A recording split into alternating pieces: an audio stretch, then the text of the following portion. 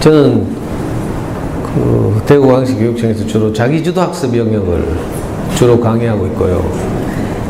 그 오늘은 이제 자율주제라고 해서 긍정적인 마음으로 이제 아이들을 어떻게 이끌 것인가 이런 이제 내용을 가지고 우리 어머니들께 좀 이렇게 도움이 됐으면 하는 마음으로 말씀드리겠습니다. 저는 오늘 덕성초등학교 처음이거든요. 옛날에 어디 지방 갈 때 동대구가 이렇게 멋지게 지어지기 전에 지방 갈 때 주차할 데 없어가지고요.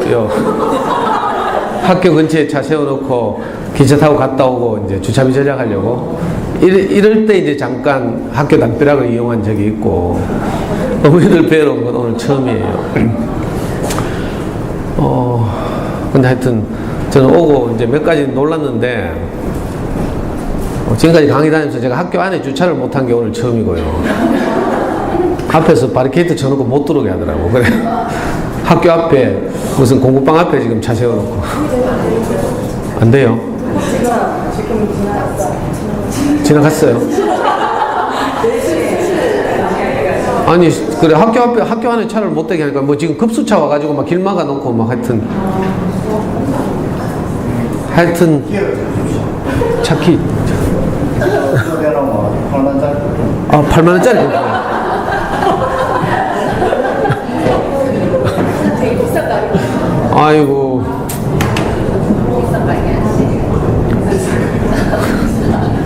두 번째 놀란 게요. 저는 이제 학교 규모도 작고 또 오늘 2번 연속 하잖아요. 9시부터 하셨죠? 이제 보통 이런 학교도 이제 학부모님들이 잘 안 모이기 때문에 어렵게 모이시니까 하루에 2탕씩 뛰는 거예요. 학부모 연수를. 얘는 학교 급이나 이제 규모도 작고 이제 형편이 이렇고 이러니까 보통 가보면 엄마들 몇 분 안 계시거든요. 작은 규모 학교도 가면. 그래서 좀 입구에서 오면서 깜짝 놀랐어요. 교실 가득. 아니 안 오면 무슨 불이 있죠요?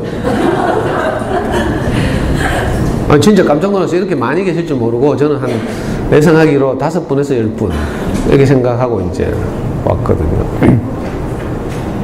세 번째 놀란 게 이 컴퓨터가 너무 느려 터져가지고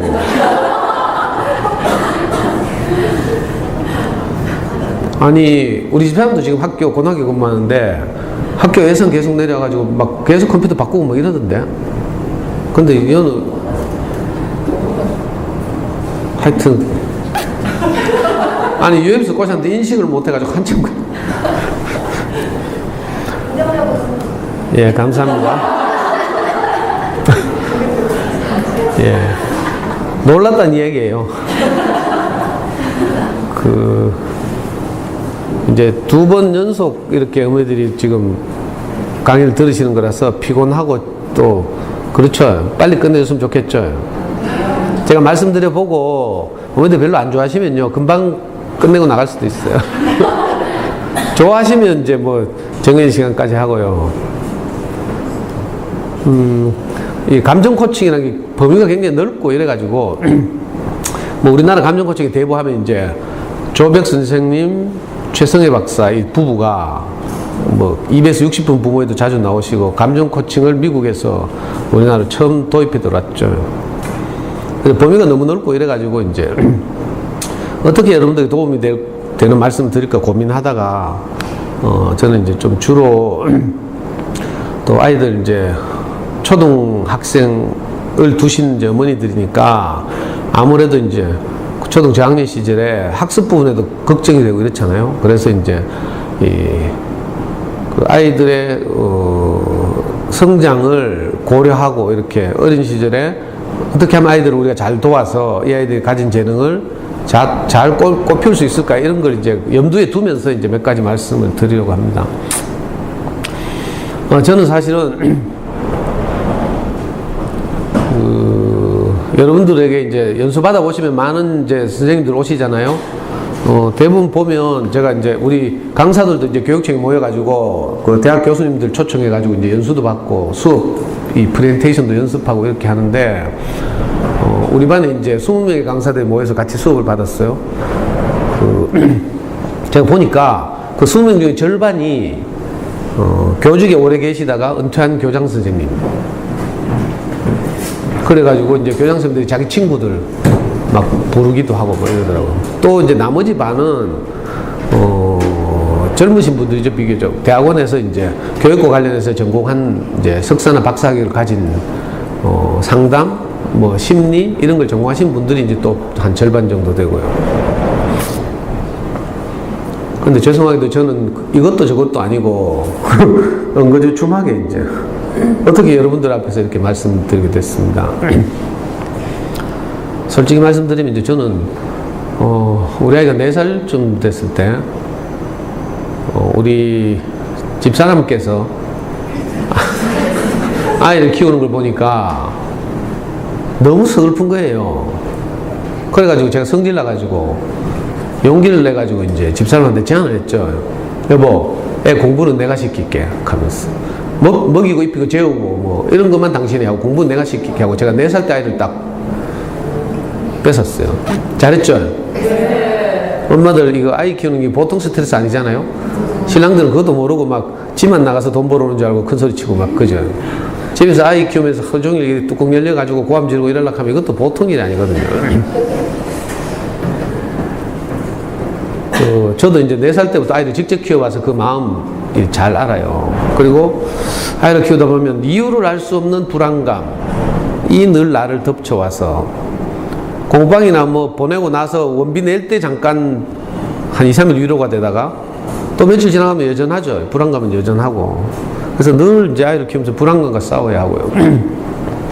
그래서 저도 이제 4살 무렵에 아이를 이제 뺏어가지고 제가 이제 직접 공부를 시키고 큰 소리를 쳤는데 그러고 나니까 제일 먼저 떠오르는 게 이제 이 아이를 어떻게 키우지? 사실 잘 모르면서 저도 초보 아빠였는데 큰 소리 쳤어요. 그래가지고 제일 먼저 이제 제 어린 시절을 떠올려봤죠. 제가 이제 어린 시절 양육받은 경험이 있으면 그대로 잘 하면 되니까. 근데 안타깝게 저는 이제 그런 기억이 전혀 없어요. 저는 초등학교 1학년 때 이제 아버지가 돌아가셨는데 엄마가 그날도 밤에 일하러 갔어요. 섬유공장 노동자로 일하셨는데 그 당시 2교대 했거든요. 2교대. 그러니까 저녁 되면 이제 밤일 들어가는 거죠. 아빠는 그때 폐병 걸려가지고 요즘은 뭐 폐렴 별거 아니지만 그때는 이제 이 내성 약을 투약하면요 오랫동안 투약하면 내성이 생겨서 약이 안 들어요. 그래가지고 이제 시립의료원에서 이제 치료받다가 더 이상 치료가 안 된다고 해서 집에 나와서 가료 중이셨죠. 아무 희망 없이 3형제를 이제 키우면서 이제 엄마가 밤에 공장에 일하러 가면 아빠가 이제 우리 형을 공부시켰죠. 형이 그때 4학년, 제가 1학년이었는데. 어느 날 새벽에 형이 막 울면서 저를 깨웠어요. 아빠 죽었다 하면서. 우리 3형제가 단칸체방에서 자다가 일나 보니까 진짜 아빠가 옆에서 돌아가셨더라고요. 그게 제 초등학교 1학년 때 기억이고 지금도 그 트라우마가 있죠. 그 후로 이제 형편이 점점 나빠져서 나중에는 이제 엄마 혼자서 우리 3형제를 케어할 수 없어가지고 우리 3형제 전부 친척집에 하나씩 보내줬어요. 그리고 중학교를 아무도 진학을 못했죠, 3형제가. 믿기 어렵죠. 그 정말 참 지금 뭐 이렇게 다 크고 나서 생각하니까 뭐 그냥 지나온 것 같은데 객관적으로 보면 굉장히 이제 어려운 어린 시절 보냈어요. 그래서 양육받은 경험이 없고 친척집을 전전하다가 저는 초등학교 6군데를 겨우 전국에 있는 초등학교를 돌아다니다가 겨우 이제 다시 대구로 내려와서 졸업을 했거든요. 그 아이를 키우려고 딱 내가 차지는 했는데 뭐 어떻게 컸는지 경험이 없죠. 저는 철저하게 자기주도 학습했어요. 중고등학교를 못 다녀가지고 전부 검정고시 했거든요. 공장에 다니고 뭐 이러면서. 진짜 저는 자기주도 학습 전문가죠. 이론이 아니라. 그래서 이제 특히 여러분들도 그러시겠지만 저도 아이를 키우게 되면 보통 이런 마음이 들죠. 내가 겪었던 내 인생의 가장 큰 아쉬움 같은 것들은 우리 아이는 겪게 하고 싶지 않다. 이런 마음이 있잖아요. 저는 이제 공부에 한 맺힌 사람이거든요. 한 번만 내게 기회가 있었더라면, 내가 중학교라도 갔더라면, 뭐 이런 거 있잖아요. 아버지가 살아계셨더라면, 뭐. 그러니까 우리 이제 아들 하나 있는데, 이 아들 하나한테는 제가 겪었던 공부에 대한 아쉬움을 겪게 하고 싶지 않은 거죠. 우리 어머니들 보니까 대부분이 어린 시절에 피아노 배우고 싶었는데 못 배웠잖아요. 그러니까 엄마들이 뭐 다 피아노 보내요. 국민 피아노, 국민 과목이 국민 과목. 이런 거예요. 내가 생각에 내가 가장 아쉬웠던 것을 우리 사랑하는 아이에게는 되풀이하고 싶지 않다. 좀 형편이 돼가지고 피아노는 했던 엄마들은 주로 또 발레 하죠, 발레. 피아노는 발레 가보면요, 원장쌤이 꼭 한다니까? 아, 얘는 음감이 뛰어나요. 라든지, 발레 학원 가면 얘는 다리가 잘 찢어지네요. 하면서. 그 하면 이제 5학년, 6학년 때까지 계속 보내는 거라. 아, 저는 우리 아이들 정말 이제 공부에 대한 아쉬움 없이 키우고 싶었죠. 근데 제가 양육받은 경험은 없고 너무 답답하잖아요. 그래서 할 수 없이 제가 선택한 방법이 대구 시내 가장 큰 서점 뛰어갔어요, 그때. 그 당시에 교보, 영풍 이런 거 없을 때예요. 그래서 대구에서 제일 서점 제일 컸죠. 제일 서점 육아 코너 갔어요. 지하에 가면 지금 왜 지하 상가 있잖아요. 지하 상가로 해서 그때 제일 서점 들어가는 입구가 있었는데 들어가자마자 육아 코너가 있었어요. 육아 코너에 큰 책장이 이렇게 두 책장이고 거기 전부 육아 서적이 꽂혀 있었어요. 거짓말 거의 안 보태고요. 과장하지 않고 거기는 거의 모든 육아 서적을 제가 다 읽었어요. 물론 그 이후로 출간되는 뭐 새로운 서적도 말할 것도 없고. 왜냐하면 내가 아무도 모르겠고 우리 아이는 잘 키우고 싶고 저같이 부족 뭐 이렇게 아쉬움 이런 거 없게 하고 싶고 이러니까 특히 노골적으로 말씀드리면 영재자 들어간 제목 그리고 서울대자 들어간 제목 뭐 이런 거 있잖아요. 닥치는데 다 읽었어. 그러다 보니까 책들이 주장하는 바는 다 다른데 공통적으로 뭐라고 하나 말하고 있더라고. 그게 뭐인 줄 알아요? 아이가 공부를 잘하려면 책을 좋아해야 한다는 거라. 우와, 저는 그때 처음 알았어요. 그래? 그러면서 머리가 좋아야 되는 줄 알았더니 그게 아닌기라. 옛날 60년대 70년대까지는 IQ가 뛰어나야 공부를 잘한다고 생각했어요. 근데 그거로 이제 많은 경험을 하고 연구를 한 끝에 IQ만 가지고 안 된다는 거죠. IQ가 좋아도 방치되고 이러면 이제 성취가 낮고요. 반대로 애들이 초등학교 들어와서 선생님 수업을 들을 때 그 수업을 듣기 전까지 그 아이가 경험한 모든 것의 총체, 이걸 보고 뭐라고 하는가 하면요, 선지식 또는 배경지식, 영어로는 스키마 이렇게 불러요. 그러니까 IQ 문제가 아니라 그 아이가 어떤 수업에 임하기까지 이제 경험한 많은 경험, 특히 책 읽기, 간접 경험으로서 가장 중요한 게 책 읽기거든요. 이게 이제 선생님 하는 말씀을 얼마나 소화하는지를 결정한다는 거라. 이 많이 들어봤죠? 이건 저는 그때 이제 처음 알았어요. 그래가지고 책 읽기가 중요하구나 이렇게 생각 딱 하던 찰나에 우리 집사람이 퇴근하고 오다가 그 당시 우리 차가 없어가지고 우리 집사람이 버스 타고 퇴근했어요. 저희들은 달 쓰고 살거든요. 그 서구정인 근처에 우리 집사람이 버스 타고 오다가 차창 너머로 어린이 전문 서점 하는 간판을 발견한 거야. 요즘 엄마들은 어린이 전문 서점 하면 뭐 전집 할인 매장 이런 거밖에 생각 못 하죠. 본 적이 없으니까. 근데 진짜 오리지널 어린이 전문 서점은 그 전집 할인 매장이 아니고요. 정말 잘 만들어진 주옥 같은 단행본 어린이 책을 전문적으로 모아서 파는 서점. 옛날에 대구에 4군데가 있었어요. 지금은 다 망하고 한 군데밖에 없어. 대구에서 그때 당시에 막 어린이 전문 서점이라는 게 처음 생기던 때예요. 1994년이니까. 처음 생기던 그 해 그 서점을 우리 집사람이 발견해가지고 퇴근하고 오자마자 자고 아이를 끌고 그거 데리고 가는 거라. 처음에 제가 끌려갔어요. 가보니까 진짜 제가 막 입이 쩍쩍 벌어지는 세계적인 그림책들 있잖아요. 거기 쫙 쉽게 전시돼 있고, 그죠? 또 단행본 어린이 책, 정말 아이들 눈높이에 맞는 아이들 정서를 배려하는 이런 좋은 어린이 책들이, 그죠? 서점 전체에 쫙, 그러니까 거기서 아무거나 뽑아서 사오면 돼. 그래가지고요. 4살 때 우리가 그 서점을 갔는데, 나중에는 제가 주도적으로 이제 우리 아이 안 가도 제가 아이를 데리고 일주일에 한 번씩 그 서점에 꼭 갔어요. 정말 바쁠 때는 못 간 데도 있지만 거의 제 기억에 거의 안 빠지고 일주일에 한 번씩 갈 때마다 그림책을 한 10권에서 15권 샀어요. 한 10만 원. 그 당시에 그 당시 그림책은요 5,000원, 6,000원 뭐 이랬어요. 지금은 보통 12,000원. 그래가지고 10권에서 15권 사오면 일주일 내에 아이 읽어주고요. 다 읽고 나면 또 가고. 그 어린 서점 가면 또 더 질 좋은 육아 서적들이 있거든요. 그런 책들은 이제 또 자연스럽게 사서 읽으면서 제 자녀 교육에 대한 눈이 떠지고 이랬죠. 엄마들은 보니까 저처럼 고생 안 하더라고.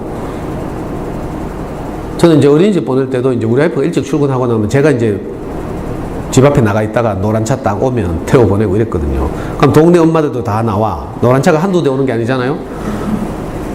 저는 이제 창피하기도 하고 이래가지고 전부터 뒤에 숨어가지고 있다가 이제 애 보내고 이랬는데, 엄마들 잘 관찰해 보니까 처음에는 이제 애 처음 어린이집 보내거나 유치원 보낼 때는 그 지침에 따라서 애들이 안 가려고 땡깡 부리고 이러니까 냉정하게 확 돌아서서 집에 가더라고.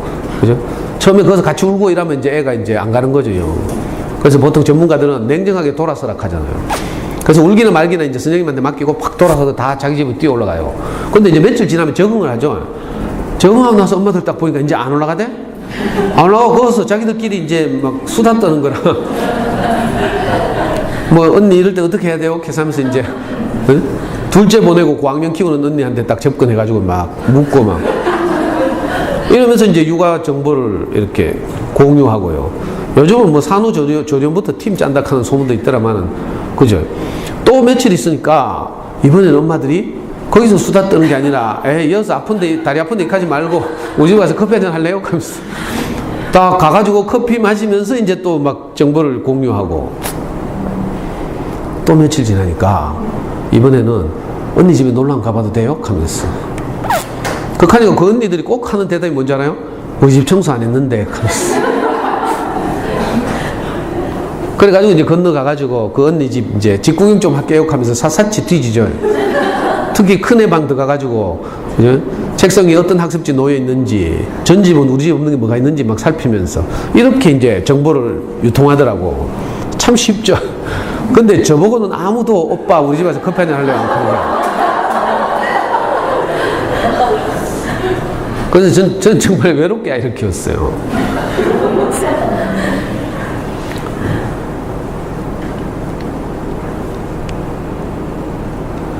이게 그 제가 만났다는 우리 제가 그죠? 이걸 언제까지 이 서점을 다녔는가 하면요. 우리 아이 중학교 2학년 때까지 4살 때부터 얼마예요? 약 12년을 다녔어요. 중학교 2학년쯤 됐을 때 교보가 내려갔어요. 그리고 우리 아이가 커서 이제 어린이 서점에서 이제 읽기에는 좀 독서 레벨이 높아져서 이제 교보를 한 1년 다니다가 고등학교 가고 나서는 이제 입시한이라고 서점을 못 다녔죠. 지금은 서점 망하고 없어요. 근데 이제 이 서점 계속 다니다 보니까 신기하게도 아이가 진짜로 어떤 것들이 잘하는 거라. 좋은 어린이집을 계속 읽으니까. 제가 이 서점 다닌 덕분에 우리 아이는 학원을 한 번도 안 다녔어요. 저는 공부에 한 맺혀 있어서 만약에 필요하다고 하면 수성구에 좋은 학원들 많잖아요. 무슨 수를 써서라도 보낼 거 아니에요. 그래서 제가 이렇게 보니까 그게 아니더라고. 책 읽기보다 더 좋은 사교육이 없는 거라. 책 읽기보다 더 좋은 영재교육도 없고요. 책 읽기보다 더 좋은 선행학습도 없어요. 신기하죠. 뭐 어떤 요소들이 자라요. 혹시 안 믿을까봐 인증샷. 이거 우리 아이 초등학교 5학년 때 어린이날이었어요. 어린이집 무슨 이벤트를 했거든. 다 뭐 이랜드 가고 뭐 어디 놀이공원 가고 뭐 이러잖아요. 어린이날 되면. 근데 이제 서점에 책 사러 오는 가족에게 가족 사진을 찍어주는 이벤트. 그 당시에는 뭐 디카 이런 거 없을 때예요. 폴라로이드 카메라로. 그래가지고 우리 아이가 연출하고 있어. 평소에 저한테 저래 뭐 저 다정하게 어깨에 손 얹고 막 따라다니면서 지적질하고 막 이러거든요. 불 안 끈다부터 제가 양말 이래 던져놓지 마라 뭐 이런 분인데 지금 연출한다고. 애는 창피해가지고 지금 머리 푹 숙이고 있죠.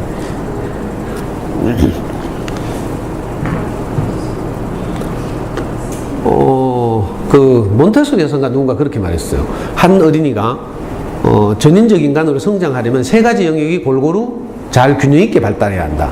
하나가 이제 신체 발달이죠. 행동 영역의 발달. 좋은 먹거리를 먹고, 왜 그런 거 있잖아요. GMO 조작식품 피하고, 뭐 유기농 찾고, 뭐 이런 거 하죠. 아토피 피하고, 뭐 그렇게 하는 것이 하나 있고요. 다른 하나가 이제 인지 영역의 발달. 그리고 3번째가 정서적인 안정, 정서 발달이죠.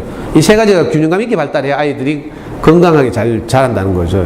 물론 학습 영역도 이 3부분의 균형이 잡혀야 되거든요. 근데 신기하게도 이 인지영역 발달에 가장 효과적인 방법이 책 읽기라는 거라 많은 어린이 요가서적들이 하는 말이요.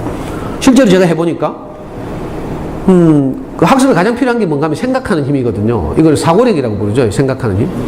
또 요즘 시대는 창의성도 굉장히 중요해졌어요. 새로운 컨텐츠를 개발하는 힘.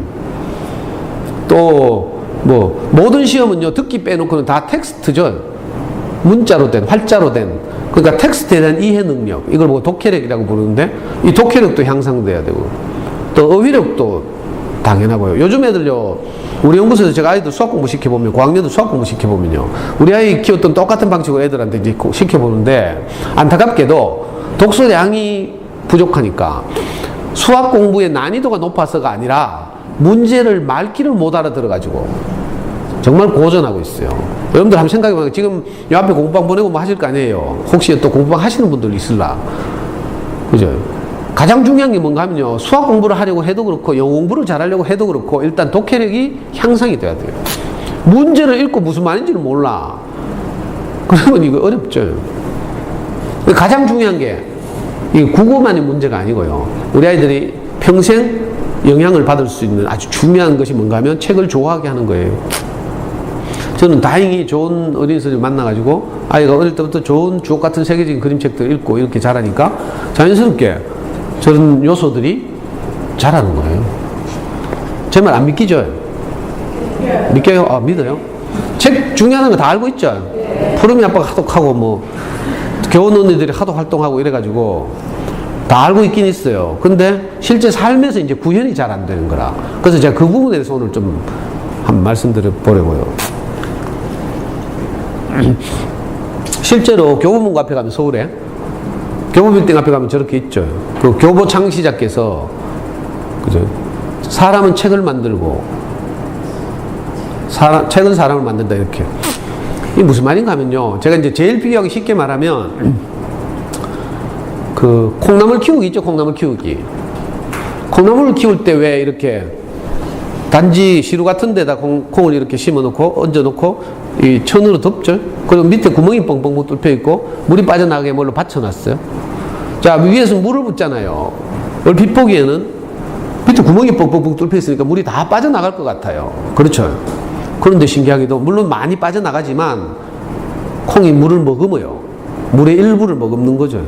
그리고 그 수분이 콩나물을 자라게 하는 거라. 분명히 다 빠져나갈 것 같은데 이상하게 콩나물이 자라고 있어요. 자, 책 읽기를 통해서 아이들이 자라는 현상도 이거하고 비슷해요. 여러분들 책을 읽고 있는데 저기 뭐 제대로 읽는 건지 뭔지 좀 수상하죠. 불안하고. 그래가지고 또 뛰어가가 확인하죠. 그래가지고 뭘 깨달았는데 뭐 교훈이 뭐야? 이 책의 주제가 뭐든 하고 뭐 익하고 있어요. 그렇게 하면 애들이 딱 김새는 거라. 짜증나죠? 엄마의 질문을 예상하면서 책을 읽어야 돼. 그러면 책을 즐기질 못해. 엄마들도 질문 만들기 어렵죠? 그러니까 또 친절하게 전집 출판사들이 질문을 만들어가지고 뒤에 두 쪽, 세 쪽 붙여줘.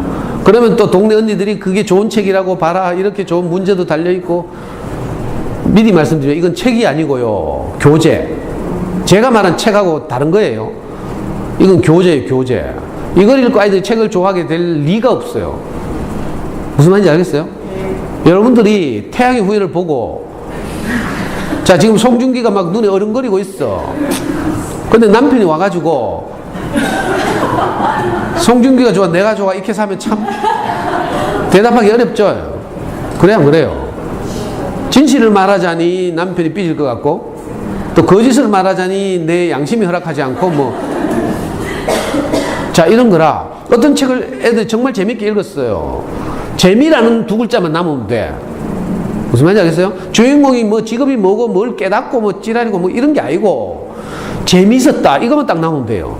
근데 엄마가 뛰어가지고 뭐 물어봐. 그러면 앞으로는 어떻게 재미를 느끼는 게 아니라 줄거리를 외워야 되지. 엄마의 질문에 대답해야 되니까. 또 모르면 또 엄마들 또 뚜껑 열리잖아요. 안 그래도 수학 공부 시키면서 뚜껑 자주 열리는데 책 읽기 가지고 또 뚜껑 열리면 안 되죠. 저도 아이를 키우다 보니까 내가 정신병이 하나 있더라고. 충동 조절 장애. 여러분들 다 있죠? 뭐 저한테 교양 있는 책에도 소용없어요. 저는 다 알고 있어요. 왜? 제가 직접 해봤기 때문에. 우리 다 정신병 있어요. 뚜껑 열리면 눈이 비는 게 없죠? 아무것도 아닌 일이 열받았다는 사실 때문에 또 더 열받는 거라. 그래 한번 애 쥐박다 보면 이제 이게 조절이 안 되는 거죠. 저는요, 애 수학 문제 풀리다 오답 나오면요, 처음에는 이제 머리 쥐어박고 발로 차고 막 성격 급하게 생겼잖아요. 이게 아닌데 싶잖아? 참죠. 참으면 나중에 어떻게 돼? 더 사고 치죠. 참으면 절대 안 돼요. 참으면 나중에 더 크게 터진다니까. 나중에 뭐 양치 안 하는 거 가지고 시비 건다니까. 공부 가지고는 그러지 말라고 뭐 코치 하잖아. 전문가들이. 그러니까 차마 공부 가지고는 못 하겠어. 그래서 참았어요.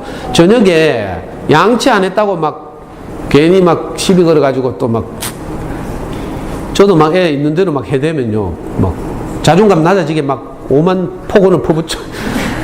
풀리도 문제집 가지고 막 뚫뚫 말아가지고 애 뒤통수 때리다가 이 새끼야 니는 공부할 자격도 없어 하면서 풀리도 문제집 몇 장 째가지고 쓰레기통 쳐받고 이제 내가 화났다는 걸 어필해야 되니까. 근데 이놈의 극하고 나면 엄마들 다 그런 생각할 거라. 내일은 꼭 내가 상담받으러 가봐야지 하면서. 근데 이건요 정신과 가도 안 돼요. 정신과 갔을 때는 이제 항우울제나 뭐 신경안정제 이런 걸 처방받으면 되는데 이 충동 조정 장애는요 풀타임 사이코가 아니고 파트타임 사이코라서 예측 불가능. 그 언제 약을 먹어야 될지도 몰라. 가도 소용없어요. 근데 이 증세는 한 2시간 지나면 제정신이 돌아온다니까. 저절로. 제정신 돌아오고 나면 울고 이제 자존감 낮아서 방에 들어간 애한테 너무 미안하잖아요. 야, 이게 아니었는데. 내가 참 진짜 제가 아버지 없이 자라가지고 나는 좋은 아빠가 되고 싶었는데 또 오늘 사고 쳤구나. 그러면 이제 쓰레기통에서 아까 째가지고 꾸겨 넣었던 문제집 꺼내가지고요. 펴가 스카치 테이프 붙이고 복구해야죠. 애들이 제일 속상해하는 건 뭔지 알아요? 엄마 아빠가 자기를 포기한 듯한 발언을 할 때. 니 같은 거 공부할 자격도 없어. 니 인생 니가 알아서 해. 개사코 뭐 이런 거 있잖아요. 이렇게 하면 제일 속상해하거든요. 그래서 저는 다시 원상 복구 시킨 다음에 이제 아이 방에 들어가서 무릎 꿇고 이제 애 침대. 이게 싫어해요. 저는 애한테 무릎 정말 많이 꿇었어요. 그리고 진심을 이야기해줘. 아빠가 불안해서 그랬다. 네가 잘못한 게 아니라 아빠가 불안해서 그랬다. 정말 미안하다. 아빠도 지금 이제 목사님 말씀 듣고 인간 되어 가고 있으니까 조금만 더 기다려줘. 저는 이거 정말 많이 했어요. 하지만 제가 좌절하지 않았어요. 많은 엄마들이 익하고 나면 있잖아요. 다음날 되면 그래 내가 무슨 애 자기 주도 학습을 시켜 하면서 그죠? 차라리 학원 보내자 하면서 그게 애 관계 나빠지지 않는 길이다 하고 그럼 학원 가면 관계 좋아져요? 똑같아요. 어느 날 학원 뭐 어떻게 잘 다니고 있나 하고 뭐 가방을 뒤져봤는데 숙제 하나도 안 해놓고 이래봐야 똑같아요. 그건 문제를 피해가는 거지. 피해가는 거. 저는 지금도 제가 잘했다고 생각되는 게 수많은 실패를 했지만 내가 거기서 포기하거나 좌절하지 않고 애한테 진심으로 잘못했다고 사과하고 많이 울었어요. 그 아빠의 권위 이런 거 필요 없어요. 애 그 자존감의 상처를 입은 아이 마음을 풀어줘야 되니까. 물론 저는 이제 멘토를 만나가지고 제 멘토가 어떻게 사는 걸 보고 저도 이제 그렇게 살게 됐죠. 내 자존심이나 뭐 이런 거 뭐 그죠? 이런 게 아니라 정말 아이의 마음을 사야 되겠다 싶어서 정말 미안하다고 하고요. 그리고 아빠가 불안해서 그렇다 하고 정말 우리가 불안해서 그렇거든요. 애는 멀쩡하게 잘 크고 있어요. 여러분들 주변에 보라니까. 옛날에 내보다 공부도 못했던 게 저기 오늘 그저 잘 자라가지고 막 남편 잘 만나가지고 막 익하고 있죠. 애들은 그거 다 잘 자라게 돼 있어요. 공부하고 행복하고 별 상관도 없어요 사실은. 근데 괜히 있잖아요. 그래서 제가 오늘 뭐 이런저런 말씀을 드리지만 왜 이런 말부터 꺼내는가 하면 저는 여러분들보다 훨씬 더 많은 실패를 경험했다. 그죠? 그러니까 잘난 척 한다고 듣지 마시라고요. 근데 제가 잡은 이야기만 하면 뭐 한 오늘 저녁까지 해도 끝이 없지만 그래도 좀 도움되는 이야기도 해야 될 거 아니에요. 그래서 어린이집을 좀 꾸준히 다니면서 이제 좋은 어린이책을 진짜 많이 읽었어요. 뭐 우리도 그때 신혼이고 이래가지고 뭐 넉넉한 형편이 아니었어요. 단칸 제빵 살고 이랬는데도 이상하게 어린이 서점에 투자를 많이 했어요. 한 주에 10만 원씩. 지금은 꼭 그렇게 투자를 안 해도 되죠. 공공도서관 많이 들어와 있고요. 학교 도서관도 좋은 책으로 많이 바뀌어 있고요. 또 동네마다 작은 도서관도 많이 들어와 있고 이래가지고 좋은 어린이책에 대한 접근 가능성이 훨씬 커졌어요. 그러니까 그 돈을 크게 들이지 않고도 좋은 어린이책에 접근하기 쉬워진 거죠. 정말 사교육 별로 필요 없이. 우리 아이는 피아노 학원도 못 다녔어요. 우리 와이프도 이제 여러분들처럼 아이 피아노 보내자고 막 강력하게 주장했어요. 애가 어릴 때. 제가 정말 답답하고 못된 인간이거든요. 그래가지고 우리 와이프가 부부싸움 많이 했는데 결국 제가 마지막에 이렇게 말했어요. 여보, 피아노 과목이 그렇게 중요하면 왜 초등학교 교과과정에 피아노가 없노? 음악으로 충분하니까 피아노가 없는 거 아이가? 내가 이렇게 말하니까 우리 아빠가 그다음부터 니하고는 말 섞기 싫다 하면서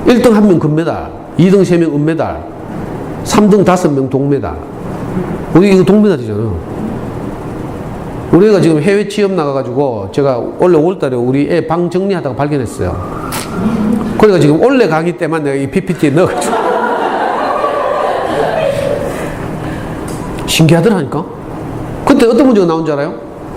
정말 생각하는 힘이 없으면 안 되는 문제. 국어 문제 두 문제가 나왔는데 이런 게 나왔어요. 한 문제가 뭔가 하면 성경에 보면 이스라엘의 가장 지혜로운 왕 솔로몬이 있어요. 솔로몬의 친자 확인 소송 이야기가 있거든요. 어떤 엄마 둘이서 애기 하나를 데리고 와서 서로 자기 애기라고 우기는 이야기 많이 들어봤죠. 탈무드 같은 데 많이 나오거든요. 아무리 해도 안 되니까 솔로몬이 나중에 열받아가지고 애를 반으로 쪼개라는 거야. 그랬더니 친어머니가 깜짝 놀래가지고 양보한 거죠. 이 가짜 엄마는 예 그래 하세요 하는 거라. 그래가지고 솔로몬이 딱 눈치채고 네가 가짜지 하면서 그랬다는 거 아니에요. 자, 이걸 지문으로 주고 문제가 뭔지 알아요? 네가 만약 솔로몬이라면 어떻게 친어머니를 가져줄 것인지 생각나는 대로 써라. 주사위 던져서 한다 이렇게 하면 이제 감점이지. 자, 논리적 설득력이 있어야 될 거 아니에요. 그런 논리적 설득력을 갖춘 대답을 많이 쓸수록 높은 점수를 받는 거라. 자, 책 많이 읽지 않고서 생각하는 힘이 있겠어요? 그렇죠? 그 제일 중요하다니까? 수학에도 그런 거 있었어요. 내가 칠판 없고 이래가 수학 문제는 설명을 못 하겠는데 하여튼 생각하는 힘이 굉장히 중요해요. 근데 우리 애가 진짜로 신기하죠? 뭐 이런 많은 현상들이 있었는데 그 중에 대표적인 현상. 그러니까 다시 말씀드리지만요. 어떤 사교육보다 더 중요해요. 여러분들이 생각하는 것보다 훨씬 더 중요하다고요. 근데 이거 잘 모르죠? 그리고 옆 동네마다 페이스메이커 있고 뭐 이러니까 불안해가지고 제기가 중요한 거 다 알고는 있지만 현실에서 그게 적용이 안 돼요. 적용 안 되는 증거가 뭔가 하면요. 여러분들 아직 아이들이 어리니까 제가 미리 여러분들 수능 쳤던 그 생각을 하면서 우리 아이들의 수능부터 거꾸로 한번 내려볼게요. 고3 때 수능을 치면 첫 교시, 자기 인생에서 가장 긴장되는 시험일지도 모르는 수능에서 첫 교시가 그 국어죠, 국어. 80분 동안 주어진 16쪽의 8절지로 16쪽의 문제가 출제됩니다. 물론 처음에 듣기가 조금 있긴 하지만 지문 길게 있죠. 지문 새가 빠지게 따라 읽고 막 밑에 딱 가보면 문제 3문제 달랑 달려있어요. 그리고 문제에서 뭐라 하는 줄 알아요? 밑줄 치은 기역에서 미음까지 중에서 뭐 의미가 다른 것 하나를 고르시오. 이렇게 한다니까? 그러면 읽었던 지문에 또 어떻게 돼요? 다시 돌아가야 되지. 기역부터 미음까지 찾으면서 막 헷갈려 가면서 자, 이렇게 허덕허덕 대면서 지문 문제 3개를 겨우 풀면 이제 안도의 한숨을 쉬면서 페이지를 딱 넘겨요. 어때요? 다음에 또 태산 같은 지문이 턱. 야, 국어 시험인데요. 주어진 시간 동안 이 문제를 다 풀고 5분 전에 다 풀고 학교에서 교육받죠. 가져간 수험표 뒷면에 정답 적으라고. 왜냐하면 저녁에 가채점 해야 되니까. 그 시간이 없다니까. 그래가지고 애들이 나중에 가채점 하면 헷갈리잖아. 몇 점인지. 왜? 옮겨줄 시간이 없어. 우리말 시험인데 수학도 아니고. 신기해요. 진짜 수능 감독도 가보면요. 한 교실에 30명이 수능을 치잖아요. 그 30명 중에 시간 내에 다 풀고 마킹하고 OMR 카드에 옮겨 적고 마치는 아이가 한 교실에 1명 있을까 말까요. 근데 그 30명이 어때요? 어릴 때 다 엄마들이 체계가 중요하다고 생각했던 엄마들이라. 안 이상해요? 근데 현실에서는 읽기 속도가 딸려가지고 안 된다니까. 이게 현실, 여러분도 수능 쳐봤으니까 알 거 아니에요. 모른 척 하지 말고. 그리고 대부분 찍잖아요. 찍죠. 7-8 문제 남으면 주르륵 찍고, 좀 빠른 애들은 서너 문제 찍어요. 또 찍는 방법도 배워가지. 고르지 말고 한 번으로 쭉 밀으라 하면서. 앞에 마킹했던 거 보고, 거기서 가장 적었던 대답, 번호, 그걸 주르륵 밀라 하잖아요. 왜냐하면 수능 출제하는 사람들이 1, 2, 3, 4, 5번을 균형 있게 이제 정답을 배치하거든요. 그러니까 앞에 내가 골랐던 정답이 가장 적었던 거 골라서 쪼르륵 찍어야죠. 안 그러고 뭐 1번 찍었다가 3번 찍었다 하면 다 피해 다니니까. 자, 안타깝죠. 이 고등학생들이 1학년이 됐을 때 어떨까? 중학교에서 막 고등학교 올라갔을 때. 고등학교 딱 가면요.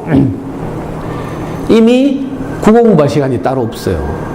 수학 공부해야 돼, 수학. 입시에서 가장 중요한 게 수학이기 때문에, 그죠? 수학은 공부 양도 많고 난이도도 급등하고. 그래가지고 보통 고등학생들이 야자 시간에 자기 공부 시간의 약 50에서 60%를 수학 공부해야 돼요. 안 그러고는 수학이 밀리면 대학 선택이 굉장히 어려워지거든요. 우리나라 지금 고등학생 58%가 수포자예요, 수포자. 내년에 불러주시면 수학 공부에 대해서 한번 말씀드릴 텐데, 지금 수학 공부 이야기할 시간이 아니라서. 그러니까 이런 것이 어렵죠. 영어 공부 한 30% 해야 되죠. 나머지 20% 사탐, 과탐 해야 돼요. 그 공부 따로 못한다니까. 늦었어. 이 아이들이 중학교 시절 어때요? 요즘은 좀 빠르더라 하더만 이미 중학교 시절에는 독립한 시기죠. 엄마로부터. 엄마 내 인생 내가 알아서 할게 하고 문 쾅 닫고 들어간 지 오렌지라. 여러분도 그런 경험 해봐야 되는데, 애가 엄마 내가 내 인생 알아서 할게 하고 문 쾅 내 눈앞에서 애 방문이 쾅 닫히는 그 순간을 한번 경험해 봐야 돼요. 이게 드라마틱한데 저절로 다리가 풀려가지고 애 방문을 바라보면서 스르르 연속극 이런 거 있죠. 다리 풀려가 주저앉는다니까. 지금이야 뭐 고함 지르고 하면 애들이 쫄아가지고 막 내 말 좀 듣고 하지만 좀 있어봐야 안 돼요. 근데 이제 제일 중요하다고 하지. 그래서 이제 저 범어동 같은 데 가면요 골목마다 오피스텔에 국어 논술 전문학원 이런 게 막 많이 있어. 가면 이제 그죠? 답답한 엄마들은 그런 데 보내는 거라. 거기 진짜 비싸게 주고 가야 되는데, 가면 한 달에 뭐 2~3권이라도 전문가들이 추천하는 좋은 책을 읽을 것이다 이렇게 생각하는 거죠. 근데 가면 거기서 애들 뭐 배우는 줄 알아요? 대치동에 있던 학원 선생님들이 가져요. 멍 때리는 기술 배운대요. 엄마들은 전기세내고 아이들은 멍 때리는 기술 배우고. 이미 습관이, 책 읽기를 이렇게 좋아하는 습관이 안 잡혀 있으니까 억지로 보내도 안 된다는 거죠. 자, 이 아들이 초등 고학년 때는 뭐예요? 불안하니까 그래도 아직까지는 포기는 안 해야 되잖아요. 그러니까 뭐예요? 한우리 독서논술, 뭐 주니어 플라톤 이런 거 하고 있어요. 그 책 좀 읽는다 한 놈들 보면 전부 Y 들고 있어. 만화책. 답답해 죽겠죠. 제가 가장 많이 받는 질문 중에 하나가 우리 아이는 Y만 들고 있는데요. 어떻게 해야 돼요? 하면서. 어떻게 하긴 Y를 확 없애야지. 하면서. 그 Y를 없애는 것도 중요하지만 그보다 더 중요한 건요. 애가 좋아할 만한 어린 책이 뭔지를 알아야 돼. 이건 누가 도와줄 수 없어요. 그죠? 저학년 때는 다 뭐 하고 있죠. 눈높이 국어, 장원 한자, 뭐 이런 거. 이런 거 하면서 어떻게 하든지 이번 기말에서 조금만 더 맞게 하려고 막 구몬 수학도 하고 막. 근데 답답해 죽겠어요. 엄마들이 내 조카나 뭐 막내 동생쯤 되면 막 쫓아다니면서 머리 한 대 쥐박아 가면서 내가 다 끊게 하겠구만. 그거 다 쓸데없어요. 뭐 지금 뭐 당장 좀 불안감이 조금 뭐 해소될란가 모르지만 아무 소용없어요. 미안해요. 뭐 열심히 하고. 저는 뭐 오늘 처음 보고 뭐 다시는 안 볼 거니까. 내가 진심을 이야기하고 가려고, 진심을. 여러분들은 저를 잘 모르시잖아요. 저는 나름, 그죠? 자녀교육에 관해서 제 속으로는요, 우리나라에서 내보다 더 잘하는 사람 없다, 이런 생각을 가지고 있어요. 시건방지죠. 여러분들 잠순에 커가는 아이들이라고 알아요? 인터넷 자녀교육 포털 잠순에 커가는 아이들이라고 있는데, 그게 우리 아이 초3 때 생겼어요. 저는 초3 때부터 거기 들어가가지고. 대구를 서울에서는 시골이라고 생각해. 근데 내가 시골에 앉아 있으면서도 그저 대치동에서 수학 전문 학원들이 어떤 교재로 아이들 지도하는지 다 알아요. 왜? 잠순에서 활동하니까. 잠순에는 온 전국 방방곡곡 해외 사람들 다 있거든. 거기서 다 알려줘요. 실시간으로 올리는 그 정보 이런 거 가지고. 지금 이거 유료 사이트라서 못 들어가죠. 연회비가 10만 원이에요.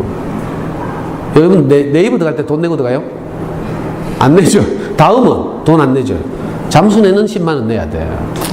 이 자녀교육 포털 사이트는.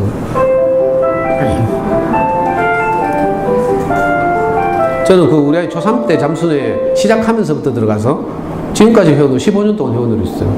그리고 실제로 잠순의 아이들의 소문난 영어 공부법 들어봤어요? 이거 엄마표 영어 공부의 그 지존이잖아요, 지존. 우리 아이는요, 그대로 영어학원 한 번도 안 다녔어요. 믿어져요? 그럼 후내 내내 불러주시면 내가 엄마표 영어 공부법. 사교육비를 4천만 원 절약할 수 있다니까? 영유부터요, 중3 때까지 학원 보내봐. 계산하면 4천만 원 넘게 나와요. 제대로 된 영어 학원 보내면.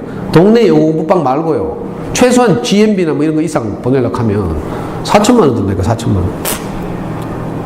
저는 영어학원 한 번도 안 보냈어요. 어릴 때 초등학교 고학년 때 요즘 말로 DVD 보기. 영어 비디오 열심히 봤고 120편 봤 120편. 아 이건 영어 공부 이야기가 아니지 참. 초등학교 저학년 때 이미 아이들 학교 들어왔는데 이상하게 책을 안 읽어요. 왜 그런지 알아요? 분명히 책이 좋아하다 했잖아 다. 근데 막상 보면 책 읽고 있는 애들이 별로 없어요. 대부분 학습 만화나 뭐 기껏 책 좋아하면 와이드. 이놈의 만화가 항상 어린이책 시장에서 골칫덩인 거라. 우리 아이 키울 때도 우리 아이 키울 때 제일 유행했던 만화가 뭔가 하면요. 새 먼 나라 이웃 나라 하면서 덕성여대 이원복 교수라고 그분이 이제 이건 좀 그래도 이제 내용이 유럽의 문화와 지리 이런 걸 이제 소개한 뭐 이런 거죠. 그리고 그게 유행을 확 타고 지나가니까 그 다음에 등장한 만화가요. 뭐더라? 그리스 로마 신화라고. 그때 우리나라에서 이제 아주 그 유명한 번역가 지금 돌아가신 이윤기 선생이라고 있어요. 이분이 이제 그리스 로마 신화를 제대로 번역해가지고 성인들에게 그리스 로마 신화 열풍이 불었어요. 그러는 바람에 어떤 출판사에서 만화 그리스 로마 신화 하면서 수십 권을 시리즈로 쫙 내가지고 온 장안을 휩쓸었어요. 이게 늘 1위였어요. 또 좀 있으니까 어떤 출판사에서 만화책 뒤에다가 카드 하나씩 딱 붙여가지고 팔기 시작한 거예요. 이게 또 장안의 베스트셀러가 됐어요. 마법천자문이라고. 애들 그거 스크랩 수집한다고요. 그죠? 막 쫄라 샀고 울어 샀고 막 이렇게 사면서 정말 그 조잡하고 영양가 없는 책이거든. 내가 참 남의 책을 이렇게 아 진짜예요. 그리고 이제 Y 처음에 Y가 등장했을 때도 처음에 한 1, 20권까지는 괜찮았어요. 많긴 많았지만 근데 이게 장사가 딱 되잖아. 그러니까 뭐 모만 책에다 다 Y라고 붙여가 지금 수백 건 나와 있죠. 홈쇼핑에서 막 무슨 꾸러미로 막 팔고 막 이러죠. 참 안타까워요. 왜 이런가 하면 아이들이 책 맛을 모른 채 자라가지고 그래요. 왜 책 맛을 모르게 됐는가? 많은 원인이 있겠지만 저는 이거라고 생각해요. 제가 지금까지 오랫동안 많은 사람들 관찰해보고 그죠? 강의도 하고 상담도 하고 했을 거 아니에요.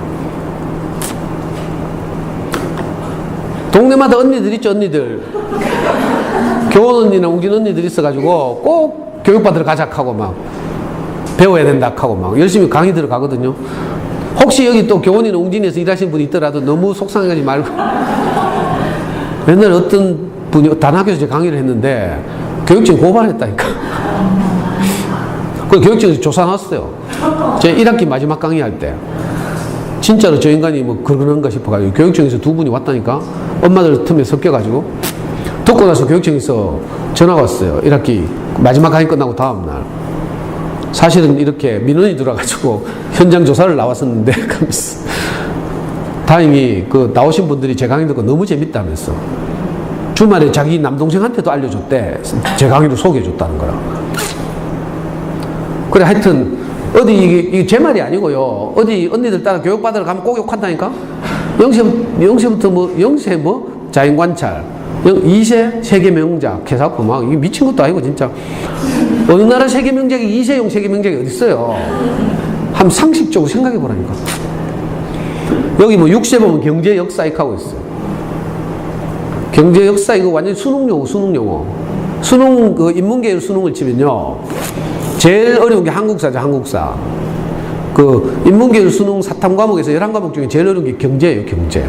그리고 한국사는 서울대에서 필수로 지정돼 가지고 지금은 이제 모든 수험생들이 다 필수가 됐지만 몇 년 전까지만 해도 서울대 원서를 내려고 한 아이는 한국사, 문과에서는 한국사를 반드시, 이과에서는 물리2를 반드시 이수했어야 됐어요. 그 제일 어려운 거죠. 그러니까 이제 수능 칠 때 이게 공부 제일 잘하는 아이들이 선택하거나 가장 어려운 과목이나 이렇게 이제 소문이 난 거라. 그러니까 거기에 대비해야 된다고 사탐 전집 이런 게 막 나왔죠. 그 어느 출판사에 사탐 전집 하면서 엄마들 막 사보고 난리가 나고 뭐 이래요. 가끔씩 이제 창작 동화도 있긴 하지만 그것도 아주 저급하고요. 요즘 조금씩 질이 좋아지기도 하지만 뭐 프레벨 테마 동화 2인가? 이런 거 그나마 좀 낫다 하더라고. 근데 나머지는요, 책도 아니에요, 솔직히 말하면. 거기도 아까 말한 것처럼 뒤에 문제 달려있고 2페이지, 3페이지씩. 엄마들 수고를 던다고. 이건 책이 아니고 교재거나 학습지죠. 책을 이렇게 읽으면 안 돼요. 그러면 대부분 질리게 돼 있고요. 그리고 가장 안타까운 점이 지식 중심의 책 읽기를 하는 거라. 무슨 말인지 알겠어요? 어린 아이들이 스펀지처럼 뭘 빨아들이거든요. 텔레비 보면 뭐 스타킹이나 뭐 이런 데 보면 막 영재들 많이 나오잖아. 어릴 때 애들 뭘 하나라도 계속 시켜봐요. 다 그래 돼, 사실은. 여러분들 여기서 애들 유아기 때 다 우리의 영재 아닌가 뭐 한 번씩 다 생각했죠? 생각했잖아, 솔직히 말해서. 저도 했어요. 거기에 이 부응하는 거라. 그 어느 날 교육받으러 가면 뭐 누구 오죠? 푸르미 아빠 오죠? 푸르미 아빠. 푸르미 아빠 가지고 막 약장사 하듯이 막 목이 쉬어가지고 막 무슨 기독교 부흥이 하듯이 막 이렇게 그렇게 막 한다니까. 그러면 우리가 불안한데, 안 그래도 불안한데 애 키우면서 불안하죠. 옆집 애보다 잘해야 되는데 하면서 막 어떤 놈은 저한테 상담받으러 와가지고 막 울면서 하는 말이, 저는 다 됐고요, 우리 동서 애보단 잘하고 싶어요 하면서 너무 분해가지고.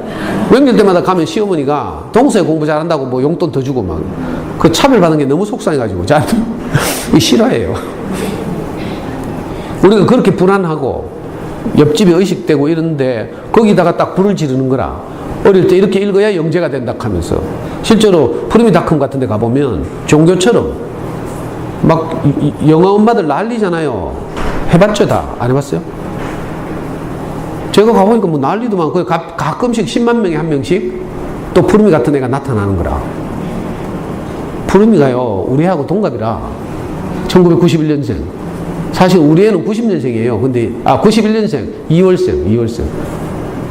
푸르미는 이제 2월생이 아니고 몇 월생인지 모르겠는데 하여튼 그래가지고 우리 애 초3 때 푸르미 아빠가 책을 냈어. 푸르미 이렇게 영재로 키웠다 하면서. 제가 모든 요가서적 다 읽었다 했잖아요. 당연히 그 책을 사서 읽었죠. 단숨에 한 2시간만 하면 다 읽어요. 읽고 딱 덮었는데 신경질이 막 나더라고. 두 가지 점에서. 하나는, 야, 이런 책 내가 내야 되는데 이 인간이 먼저 냈네. 아니, 진짜 솔직히 그랬어요. 다른 하나는, 이 아빠가 어린이 책에 대해서 하나도 모르는구나. 푸르미 이렇게 영재롭게도 잘 읽어보시면, 물론 그분도 그 후로 많은 공부도 하고 대중 강연도 하면서 이제 많이 이제 뭐 고수가 됐겠죠. 그 당시에 그랬어요. 푸르미 이렇게 영재롭게 키웠다 보면요, 어린이 책에 대해서 아무것도 몰라요. 그래서 웅진 방판 아저씨가 자기 집에 오거든요. 그 방판 아저씨가 추천한 책을 다 받아서 푸르미하고 푸르미 동생을 유치원도 안 보내고 유치원 교육비를 책 사는데 투자했다는 거라. 그러니까 웅진에서 한 전집을 다 싸그리 사서 읽었다는 거죠.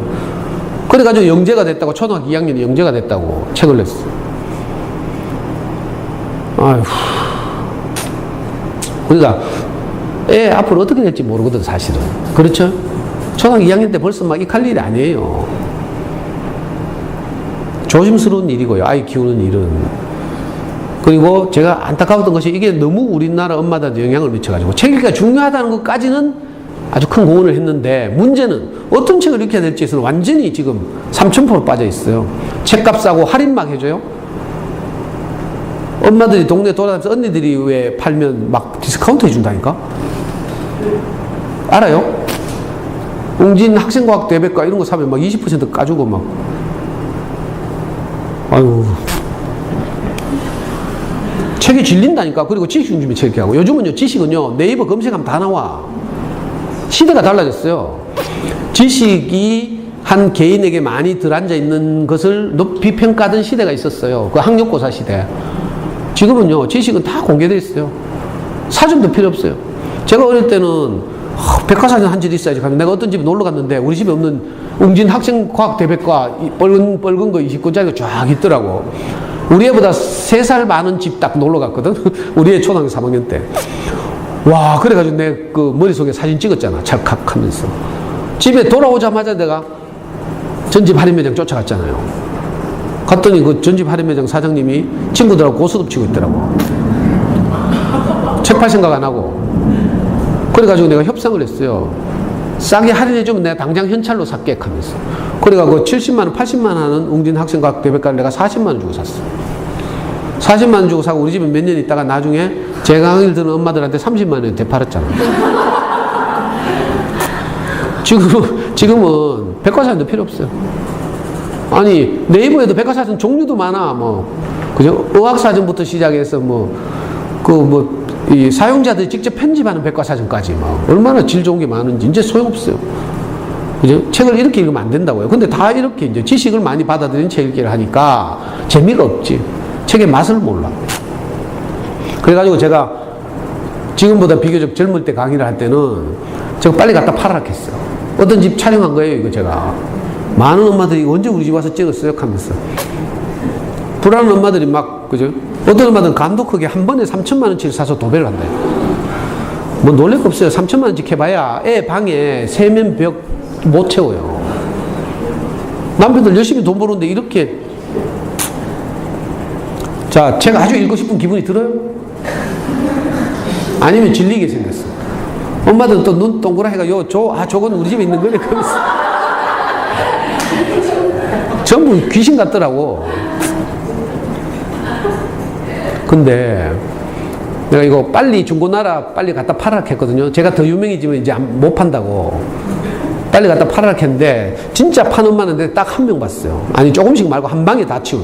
옛날에 만촌동에서 어떤 엄마가 정말 전집 매장 아저씨를 불러가지고 얼마를 계산해줘도 좋으니까 다 가져가라 했어. 한 방에. 와 대단하대 그 엄마. 그 후로 내가 본 적이 없어요. 왠가 내가 궁금해서 이렇게 조사해 보니까 이거 인테리어가 무너지는 거라. 무슨 말인지 알겠어요?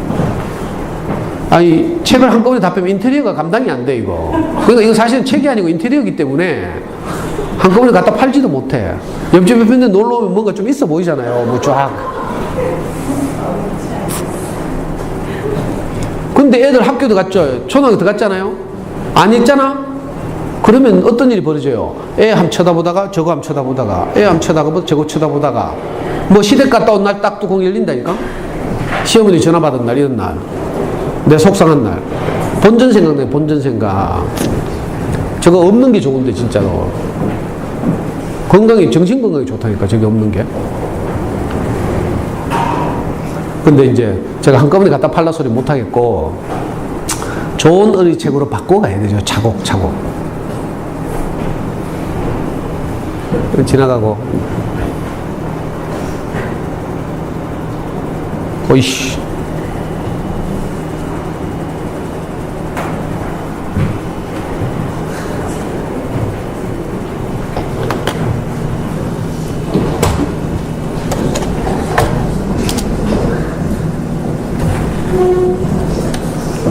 기가 막히게 갑자기 컴퓨터 먹통 됐어. 이거 어떻게 해야 되지? 당황스럽네.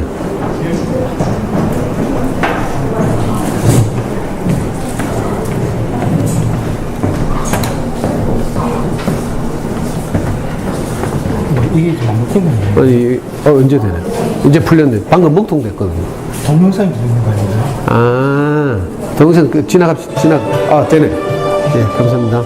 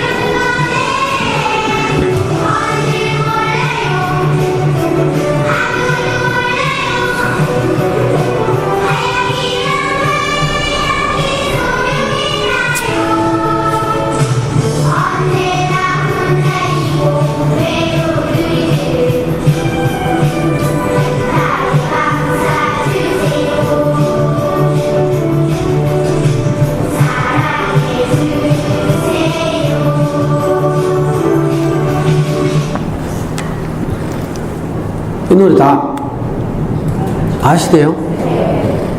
어떻게 한 거고? 지식 중심의 책 읽기를 하면 안 된다는 말씀을 드리는 거예요. 아까 말씀드린 몬테소리 대사가 마지막에 뭐라고요? 정서적인 안정이 중요하다. 저는 지식중심의 책 말고요, 우리 아이들을 위로하고 용기를 주고 또 상처받은 마음을 치유하는 이런 좋은 의미 책들이 있거든요. 자, 이런 책들은 이제 아이들이 접하고 엄마들이 읽어주고 이렇게 하면 애들이 정서적으로 굉장히 좋아지죠. 밝아지고요.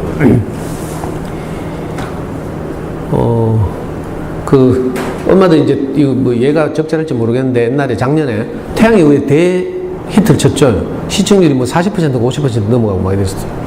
엄마들이 왜 그렇게 좋아했는가 하면요, 일단 연속곡이 재밌어야 되죠. 재밌으면 내하고 주인공하고 어떻게 돼요? 동일시 되죠. 지가 다 송혜교인 줄 알고. 진짜 작년에 저한테 모르는 사람한테 장문의 카톡이 왔어요. 수요일 목요일 아빠들이 행동 요령 하면서, 엄마들이 수요일 목요일 되면 본방사수 한다고 10시에 본방인데 9시부터 긴장하고 예민하대. 그러니까 9시 전에 들어가려면 9시 전에 들어가라는 거라. 9시 전에 들어가서 저녁 먹고 들어가서 그것도 방 안에 들어가가지고 나오지 말해. 그죠? 근데 마지막 문장이 더 재밌었어요. 본방이 11시에 끝나잖아? 끝났다고 해방됐다고 만세 부르면서 거실로 뛰어나오면 안 된다. 가면 능지처참이라는 거야. 아직도 송중기의 잔영이 막 어른거리기 때문에. 엄마들 그렇게 좋아했죠. 왜냐하면 동일시되고, 또 그 두 주인공이 막 갈등도 겪고 헤어졌다가 다시 만났다가 막 이러져요. 그때 내가 감정이입이 돼가지고, 그죠? 슬플 때, 속상할 때 같이 속상하고, 또 회복될 때 같이 기뻐하고 이러는 거죠. 그러면서 내 내면이 정화돼요. 어떤 슬픈 드라마를 본다고 하면 같이 막 울잖아요. 그러면 상당 부분 내가 청결해지죠. 이게 카타르시스라고 해요. 그리고 좋은 의식을 딱 다 읽고 나서 듣고 나면 뭘 깨닫는 거라. 이렇게 치유되는 거죠. 이런 과정을 수행할 수 있는 좋은 의리책이 필요해요. 그 아이들 눈높이에 맞는, 아이들 자기 이야기를 다룬 책들, 이런 게 필요하죠. 대표적으로 한 권만 예를 들게요. 엄마가 화났다라는 그림책 있어요. 우리나라 작가 최숙희라고, 여기 학교 도시락 있겠죠. 가면 거의 뭐 있지 싶은데, 엄마가 화났다 이런 그림책이요. 보면 엄마가 어느 날 웬일로 이 저학년 꼬마한테 짜장면을 시켜줘요. 애가 짜장면 너무 좋아하잖아요. 그래서 애가 막 너무 맛있게 먹고 있죠. 보여요? 나 왜 이리 어둡노?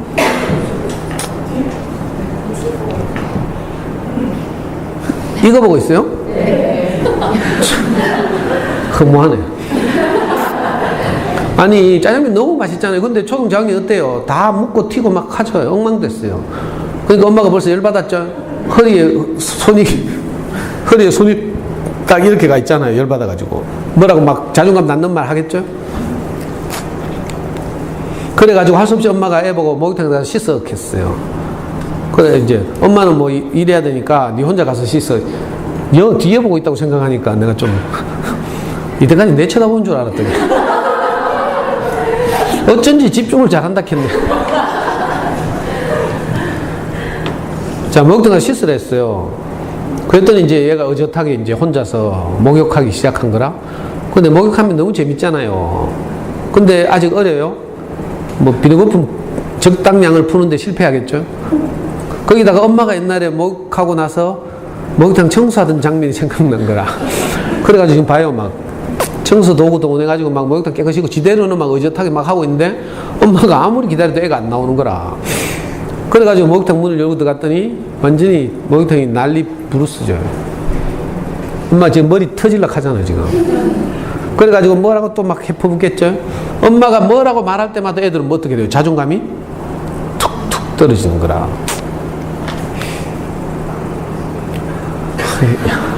이번엔 엄마 좀 칭찬 들을 거라고 막 좀, 이 그림에는 안 나오지만 아마 분명히 처음에는 스케치북이 그랬을 거라. 근데 스케치북이 너무 좁잖아. 그래가지고 애들 상상력은 굉장하고요. 그러니까 막 넓은 공간을 찾다가 막 벼락박하고 바닥에 막 저렇게 그리고 있어요. 정말 창의적이죠. 근데 이런 장면을 보고 창의적이라고 말해야 이제 감정 코칭이 되는 건데 그죠? 이 감정 코칭형 엄마가 되는 거라. 근데 대부분은 억압형, 아빠들은 방임형, 그죠? 뭐 이런 식이죠. 저 입에서 뭐 나오고 있죠, 지금. 차마 뭐 옮겨 담기 어려운. 그러니까 애 입장에서 생각하면 엄마는 내가 뭘 해도 지랄하는구나 이렇게 생각됩니다. 그리고 애가 점점 작아지고 이 작가는 신기하게도 애가 엄마들 잔소리를 계속 듣잖아요. 그걸 보고 애가 작아진다고 표현했어요. 이 환타지처럼. 그럼 사실은 자존감이 낮아지는 거죠. 나중에 어떻게 된 줄 알아요? 애가 너무 작아져가지고. 왜냐하면 사사건 거 따라다니면서 지랄하잖아요. 여러분들 하루 아이들하고 생활하는 걸 mp3로 녹음 한번 해봤어요?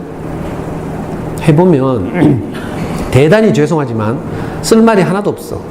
우리가 하는 말은요, 전부 지시, 명령, 확인, 비난, 질책, 정죄. 이걸로 하루 종일. 어떤 저학년 엄마가 하더라고. 우리 연구소 근처에 있는 엄마가. 잘 때 돼가지고 우라통이 치민다는 거야. 진도가 많이 나간 것도 아니고, 그렇다고 행복했던 것도 아니고. 하루 종일 악을 쓰면서 애하고 싸우고 막 겨우 잠자리에 들었는데 결산을 딱 해보니까 오늘도 학습지는 밀렸죠. 오늘도 고하면 뭐 있는 대로 질렀죠. 이 엄마 이야기 우리 이야기잖아. 우리 이야기. 우리 애들이 이 책을 읽는다고 생각해봐요. 너무 좋아한다니까. 왜? 지하고 똑같거든, 신세가. 동의시 딱 되죠. 그리고 엄마가 혼날 때 지도 속상해가 막 그죠? 위축되고 겁도 나고 두렵기도 하고 뭐라고 대답해야 될지 모르겠고 막. 우리 애는요, 제가 막 고함을 지르니까 난 정신 차리라고 고함을 지르고 머리 쥐어박았거든. 근데 정신을 차리기는커녕 정신을 놓더라고. 수학 공부 오답 나오잖아요. 정신 차리고 머리를 확 쥐박았어요. 그리고 고함을 확 질렀죠. 그러니까 애가 눈동자가 뱅글뱅글 돌고 있어. 어디를 쳐다봐야 될지 모르겠는 거야, 애가. 지금도 그 생각만 마음이 너무 아파요. 저도 처음 초보일 때는 어찌하든지 이놈이 공부를 잘해야 하니까 내 인생의 가장 부족이 공부인 줄 알았으니까 그래가지고요, 그 당시에 제 마음은 언제든가 하면 네가 100점 맞으면 내가 너를 사랑하고 한 개라도 틀리면 닌 뒤진다. 늘 이런 그때는 우리 애 1학년 때인가 일기에다가 아빠 빨리 죽었으면 좋겠다. 뭘 놀래요. 다 애들 다 그 심정이 있는데. 애들 여기서 죽었으면 좋겠다 이 말은 내가 사랑받고 싶다 이 말이지 진짜로 아빠 나가서 무슨 없어졌으면 좋겠다 이 말이 아니에요. 애들 언어라는 게 몇 단어 모르거든.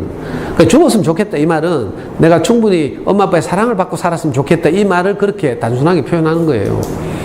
근데 이걸 나는 못 봤는데 우리 집사람께서 꼭 지가 보고 내한테 해준다? 그게 뭐 좋은 거라고 뭐 그런 걸 해줘요. 그냥 혼자 덮고 넘어가면 될 낀데. 여러분들도요, 아이들하고 하루 종일 생활을 하다가 아빠가 퇴근해 오잖아요. 물론 아이들을 키우느라고 힘들었겠지만 아빠한테 말할 때는 오늘 내가 하루를 살면서 아이하고 있었던 즐거운 일을 남편한테 말해야 돼요. 이게 지혜로운 건 거라. 꼭 보면 있잖아. 매를 벌어. 제일 부정적인 거면 골라가지고 아빠한테 다 보고를 한다? 오늘 당신한테 어쩐지 아나? 뭐 어쩌고 저쩌고 저쩌고. 처음엔 듣고 있다가 아빠도 어때요? 나중엔 뚜껑 날아간다니까? 그러면 이제 멀쩡한 놈 불러다가 막 이제 수습도 안 되게 패거든? 그러니까 나중에 카고, 이게 아니었는데 이런 생각 들죠? 그럼 큰일 나요. 뭐 애들이 뭐 학교 폭력에 시달린다든지 무슨 왕따 문제가 이러면 이제 남편하고 다 이야기하고 상의를 해야 되지만 그런 거 말고 웬만한 건 엄마가 소화하고 감당하고 아빠한테는 가능하면 오늘 하루 있었던 것 중에 아이들이 기특했던 거 이런 걸 이야기해야죠. 그래 아빠도 퇴근하고 와서 보람이 날 거 아니에요. 아 우리 애 잘 자라고 있구나. 우리 와이프 잘하고 있네 이 생각이 들죠. 이 지혜가 필요하다니까. 사실을 다 말하는 게 지혜로운 게 아니에요. 하여튼 그렇다 치고 우리 애가 이 책을 읽는다고 치면요 혼날 때 지도 같이 혼나고 울 때 같이 울고요. 나중에는 하도 막 저렇게 엄마가 막 해대니까 애가 좁아요. 구석으로 점점 작아지고 있죠. 나중에 애가 사라졌어. 너무 작아져가지고. 그제서야 엄마가 정신이 번쩍 든 거라. 애가 없어졌어. 여러분들 가끔씩 애들 현관 앞에 내쫓죠. 그런 거 없어요? 저는 어릴 때 우리 애를 대문 밖에 내쫓은 적이 있는데 내쫓고 나니까 3분도 안 지나서 불안한 거라. 혹시 애가 잠못 마음 먹을까 싶어가지고.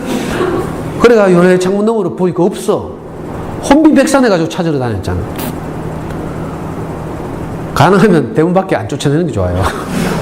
너무 속상하다니까. 이 엄마가 이제 막 애가 갑자기 없어졌어. 지가 막 해댄 건 생각 안 하고 막. 그러니까 그 당시에 이제 정신이 들어가지고 온 동네방네 애를 찾아다녀. 제가 이 그림책을 다 생략하고 중요한 장면 보여드리는데 온 동네방네 찾아다녀. 없어. 근데 나중에 보니까 애가 너무 울다가 지쳐가지고 엄마 치마 밑에서 잠들어 있었던 거라. 그래서 엄마 나 여기 있어 하면서 얘는 근데 잠결에 뭘 들었죠. 뭘 들었어요. 엄마가 막 자기를 찾으러 다니는 막 우는 소리를 들은 거라. 그제서야 위로가 되는 거죠. 아, 아까 낮에 엄마가 내 짜장면 먹을 때 쏟았다고 막 찌랄하고 목욕탕에서 또 찌랄하고 배고파게 낙서한다고 찌랄하고 이게 전부 그게 엄마인 줄 알았는데 그게 아니고 엄마의 진심을 알게 된 거라. 아, 내 없다고 저렇게 막 울면서 찾으러 다니는구나. 우리 엄마가 정말 나를 사랑하는구나 이렇게. 그럼 얘가 이제 낮에 혼났던 게 치유되죠. 그리고 끌안고 엄마하고 막 울잖아요. 그러면서 화해, 이른바 소통 이런 게 일어나는 거지. 이 책을 다 듣고 나면 애가 깨닫잖아요. 아, 엄마의 진심은 나를 사랑하는 거였어. 이래야지 애가 정서적으로 건강하지. 안 그러면 엄마 앞에서 갈 길이 없잖아요. 맨날 하는 짓마다 뭐라 하는데. 여러분도 한번 생각해봐요. 남편이 하는 짓마다 내 뭐라 한다고 생각해봐. 내 하는 반찬마다 맛없다고 한다고 생각해봐. 그럼 주눅 들어서 쫄아가지고 더 못한다니까.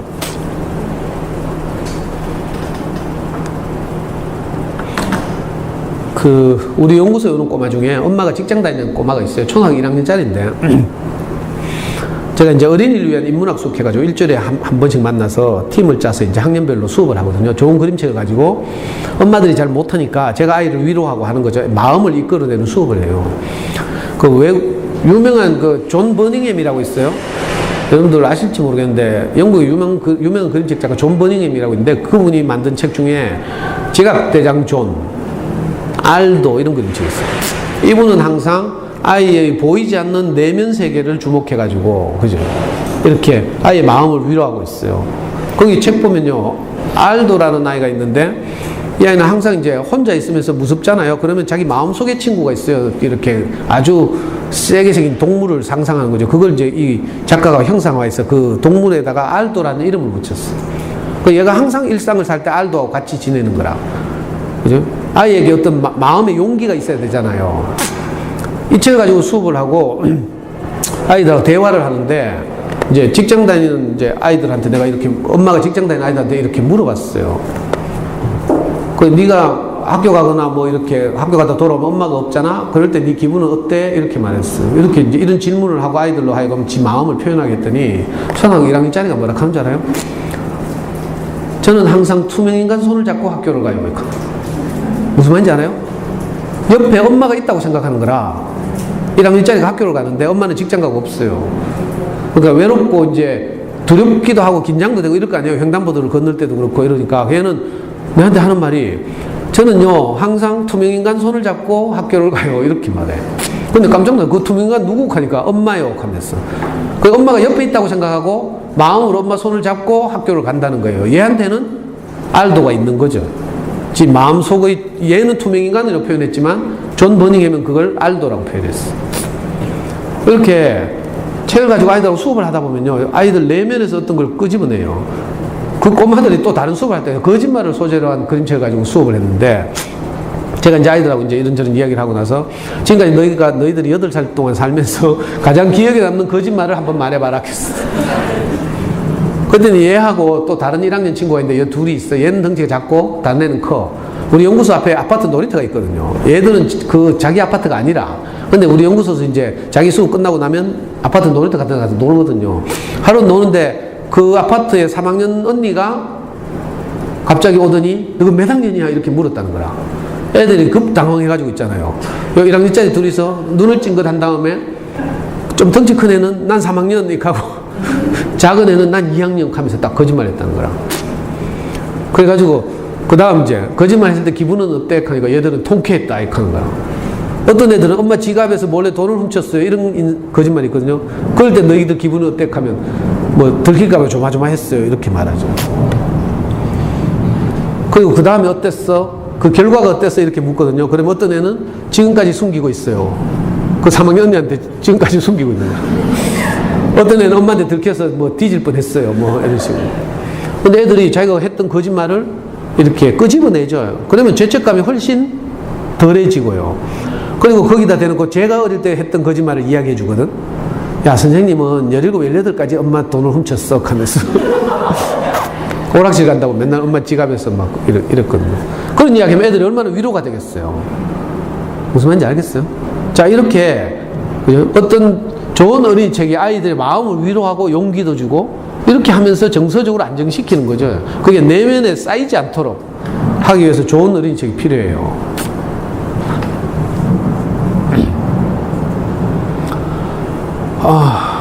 자, 이런 점에서 사실은 좋은 어린이책이 필요한데 제가 이제 시간이 없고 이래서 생략하는데 요즘은 이제 학교 도서관 좋고요.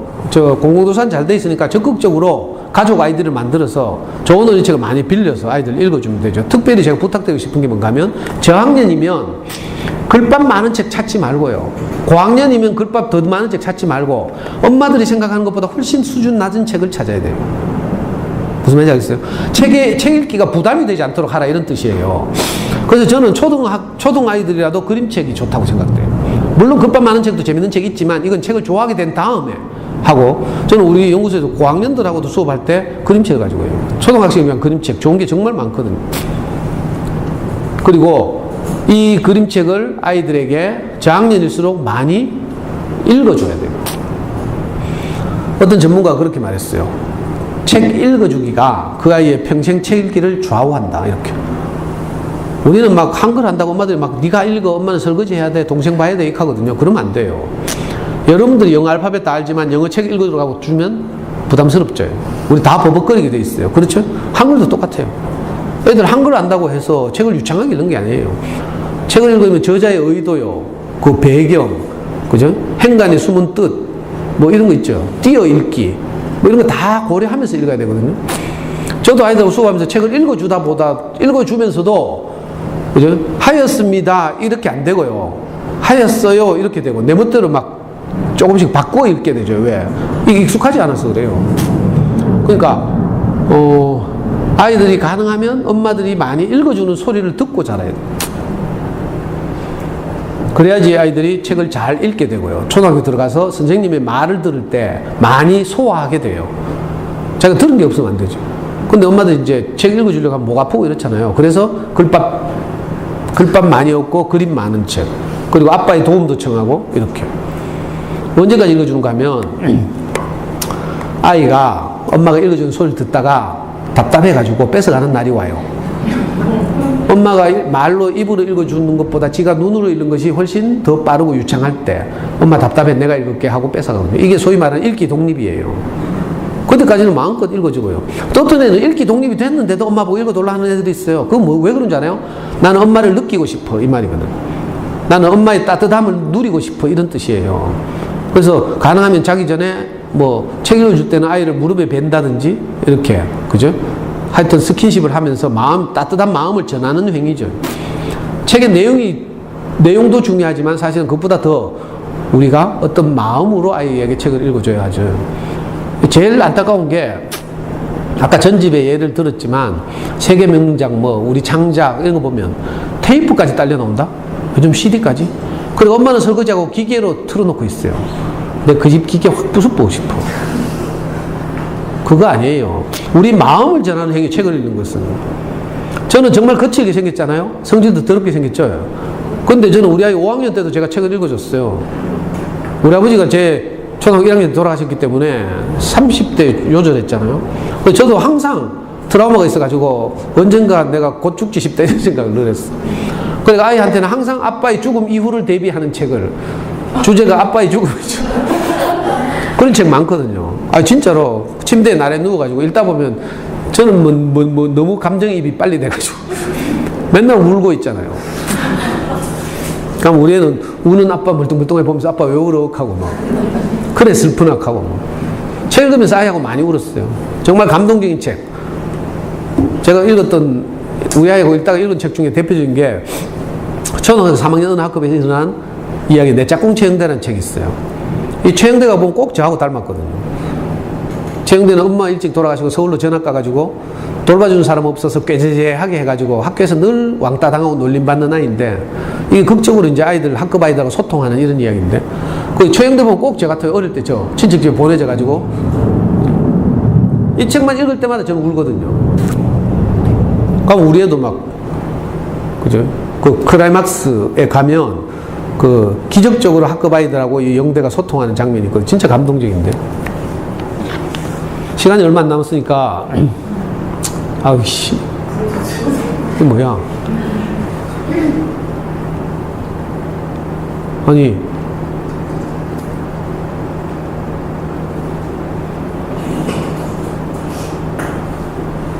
아이씨, 또 잘못 돌렸다.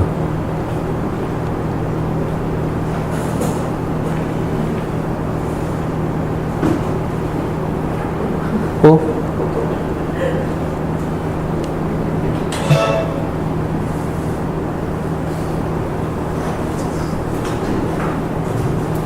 이게 지금 나오면 안 되는데. 아니, 그래. 뭐, 나온 김에. 이게 뭔지 알아요?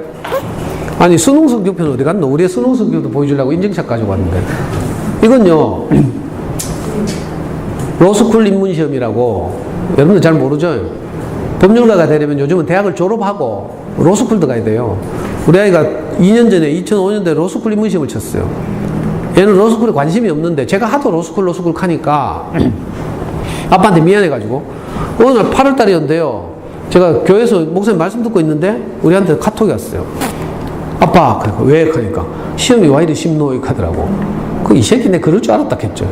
여러분들 애들 기말고사 치고 와서 시험 쉽다 하면 다 70점이라 난이도를 모른다는 뜻이죠. 시험 쉽다는 애들 보면. 진짜 공부를 잘하는 애들은 다른 건 다 확실한데 한두 문제가 아리까리 해가지고 막 책 찾아보고 이러거든. 이런 애들 이제 공부 잘하는 애들이죠. 시험 쉽다 하는 애들은 보통 70점 받는다고 생각하면 돼. 우리 애가 로스쿨 시험이 쉽다 하니까 이것도 우리나라에서 제일 어려운 시험인데. 그래서 내가 어이없다 했어요. 그랬더니 얘가 열받아가지고 25일 후인가 캡처해가지고 저한테 보냈어요. 카톡으로. 근데 한번 봐요. 로스쿨 입문시험은요, 해마다 로스쿨 정원이 2,000명이거든. 2,000명. 근데 수험생이 한 7,500에서 8,000 정도 돼요. 이씨, 불이 어느 게 불이고. 또 잘못 누를까봐. 나왔어요? 이거 맞네, 가면. 자, 로스쿨 가는데, 물론 이 로스쿨 입문시험만 있는 게 아니고요. 공인영어 성적, 학점, 뭐 면접, 자기소개서 많지만, 가장 객관적인 평가를 할 수 있는 시험이 로스쿨 입문시험이거든요. 과목이 두 과목 있어요. 한 과목은 언어 이해, 한 과목은 추리 논증. 이 두 과목.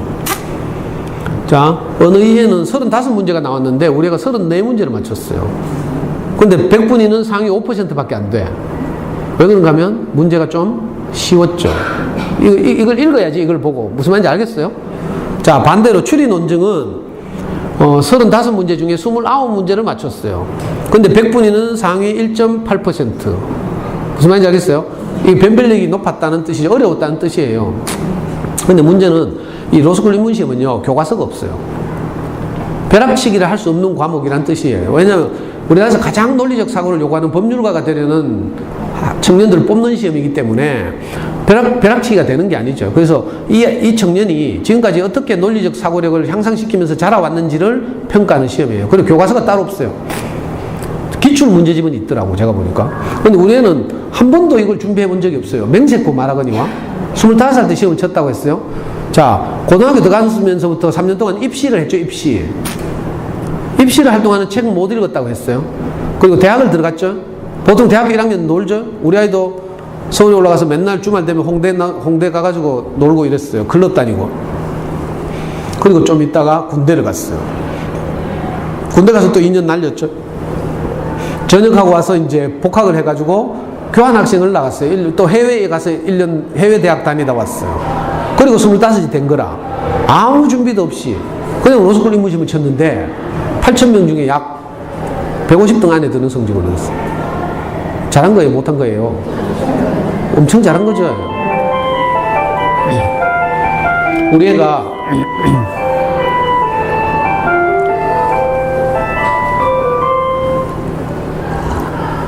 이 성적표를 저한테 보내면서 한 말이 내가 너무 더 기특해가지고 뭐라 했는 줄 알아요? 우리 애는요, 지금까지 살면서 공부 잘한 건 다 지가 잘했다는 거라. 근데 이 시험을 딱 쳐보더니 지도 자신이 없었거든, 사실은. 관심도 없고. 근데 이 시험을 딱 쳐보더니 뭐라 한 줄 알아요? 아, 아빠, 내가 어릴 때 아빠한테 끌려다니던 것이 이렇게 위력이 있을 줄 몰랐다. 딱 이렇게 하더라고. 그때 25살 때. 무슨 말인지 알겠어요? 그러니까 어린 시절에 책 읽기는요, 단지 이번 기말고사 국어 성적을 100점 맞느냐, 95점 맞느냐, 이 문제가 아니고, 이 아이의 전 인생에 영향을 미치는 아주 중요한 행위예요. 평생 영향을 미친다니까. 이런 좋은 성적을 받고도 인마 이거 로스쿨 안 가고 있잖아요. 우리 서울대 로스쿨 정원이 160명이라니까?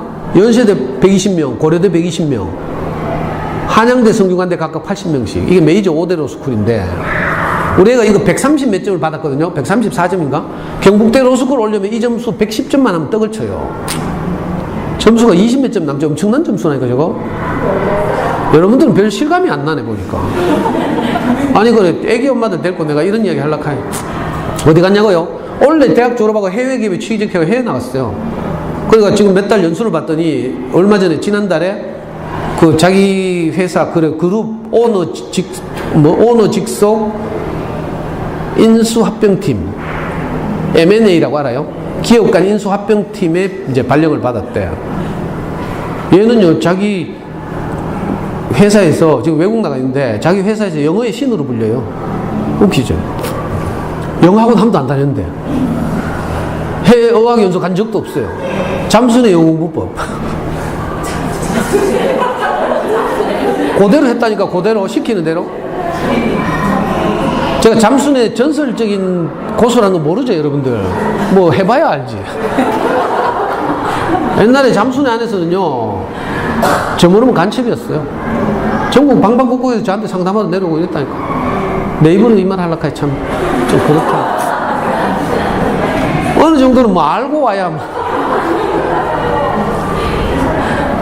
자, 지금부터 이제 실용적으로, 이제 진짜 몇 분 안 남았잖아요. 이제 도서관에서 아이들한테 어떤 좋은 책을 빌려줄지를 이제 처음부터 이제 안내하는 거예요. 제일 쉬운 방법은 출판사를 따라가는 거라. 학교 도서관이나 공공도서관에 가거든. 좋은 의책을 내는 출판사가 있어요. 그 출판사 책도 아무거나 뽑아와도 대부분 애들이 좋아하게 되어 있어요. 신뢰할 만한 출판사가 있어요. 어린이책 브랜드 신뢰하는 출판사 1위는 비룡서예요. 비룡서는 우리나라에서 가장 큰 출판 대기업 민음사라고 있는데, 이 민음사의 어린이책 브랜드예요. 비룡서. 파워랭킹 거의 1, 2위를 다투는 그런 거죠. 비룡서의 그림책도 좋은 게 많고, 또 저학년 문고도 좋은 게 많고. 여러분들한테 한 권 가지고도 2시간씩 이제 강의할 수 있어요. 예를 들면 종이봉지 공주 같은 책으로.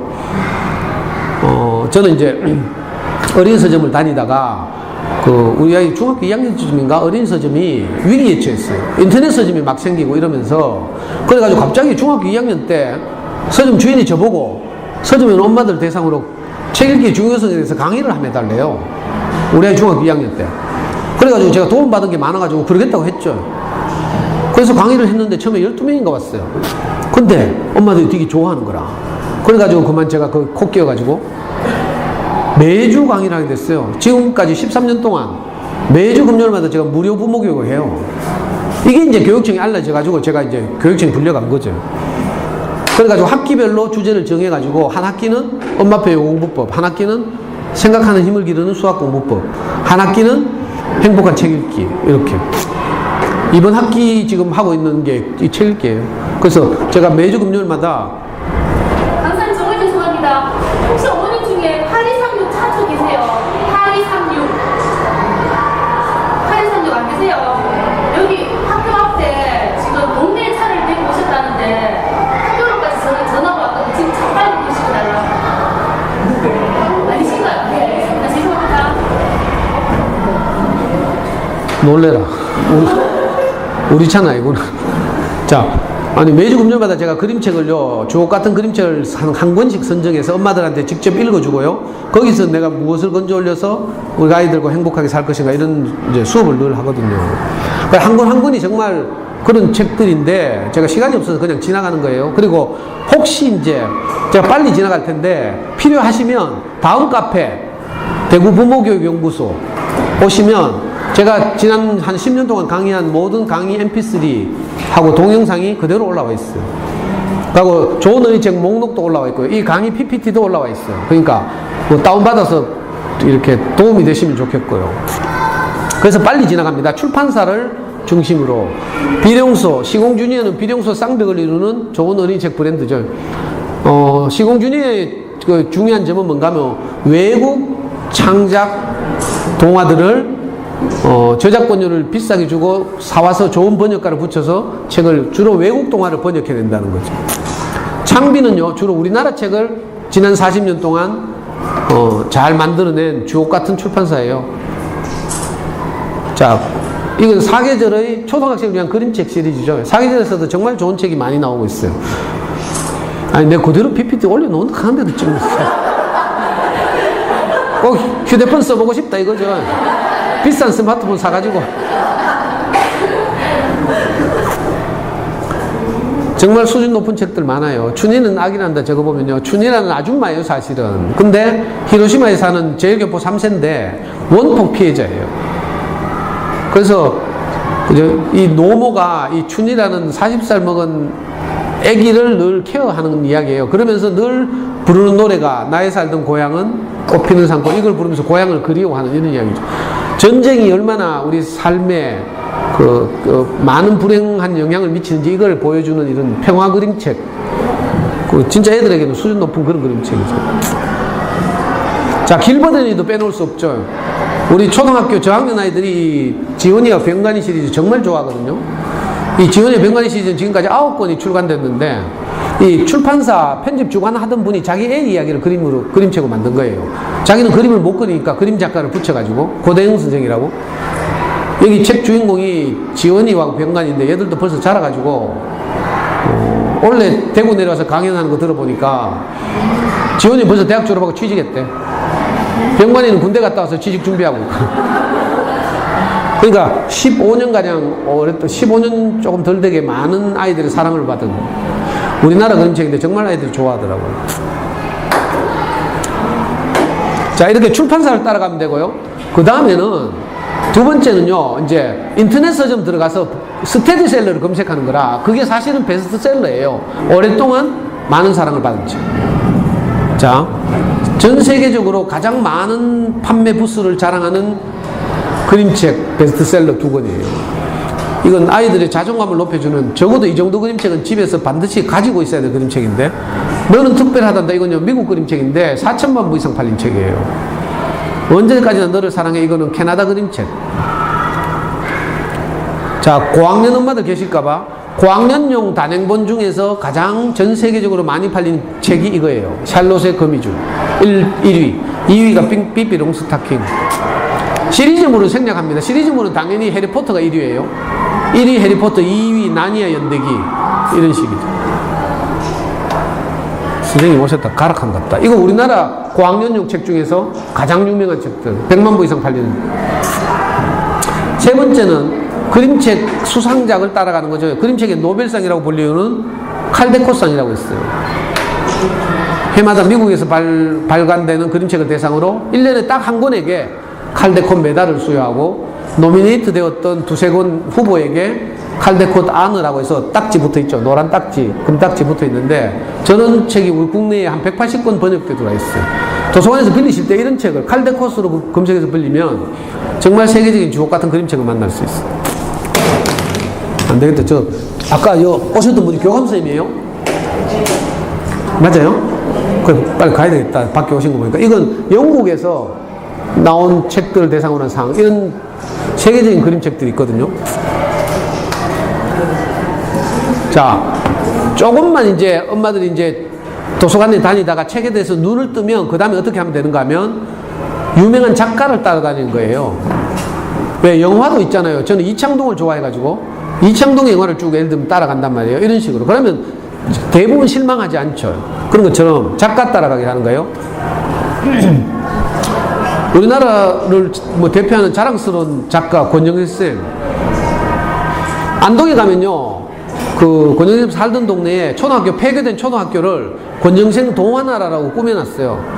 거기 가보시면 그 학교 마당에 강아지똥 조형물도 있고요, 몽실언니 조형물도 있고, 엄마 까투리 조형물도 있고 이래요. 아이들하고 가을 소풍 한번 가봐요. 거기 가면 권정쌤의 일대기 영상물도 보여주고 여러 가지 자료들도 있고 이래요. 소풍 가기 좋아요. 권정생 동화나라. 우리나라를 대표하는 그림책 작가죠. 또 최근에 가장 각광받는 작가라면 백희나 선생을 들을 수 있어요. 이거 구름빵 같은 책은요, 나온 지 얼마 안 돼가지고 100만 부 돌파한 책이에요. 이분은 뭐 미국에서 이거 뭐야 닭종이 공예인가 이걸 배워와가지고 그림책의 배경이 그림이 아니고 공예를 해서 사진을 찍어서 배경으로 삼는 유명한 분이죠. 이분이 원래 신간을 냈어요. 알사탕이라고. 여기 있죠. 제가 딱 보니까 이거 진짜 감동적이라서 아마 제 생각에 구름빵을 능가하는 베스트셀러 같아요. 초대박 베스트셀러. 저기 보면 진짜 감동적이에요. 시간 나면 한번 빌려서 읽어봐요. 가능하면 사시는 게 좋죠. 자, 많은 작가들이 있지만 PPT로 대체하고,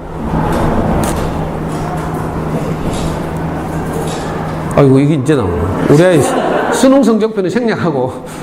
자, 제가 막 시간이 쫓겨서 뭐 많이 그냥 지나가고 이런 게 많은데 혹시 필요하시면 제가 다른 학교에서 이제 좀 시간적 여유를 가지고 한 강의들이 많이 올라가 있거든요. 이것뿐만이 아니라 뭐 엄마표 영어공부법이나 수학공부법 강의도 있고 하니까 저 카페를 이용해서 도움이 되셨으면 좋겠고요. 아까도 말씀드렸지만 제가 와서 깜짝 놀랐다고 했죠. 저는 한 5번에서 10분 와 계실 줄 알았는데 이렇게 많은 분들이 와 있고 또 제가 말씀드려 보니까 엄마들이 너무 잘 들으시네. 그래서 저도 신나가지고 막 이렇게 말씀드렸어요. 말씀드린 내내 저도 행복했고요. 혹시 인연이 되어서 또 온라인으로 저렇게 다시 뵐 수 있었으면 좋겠습니다. 잘 들어주셔서 감사합니다.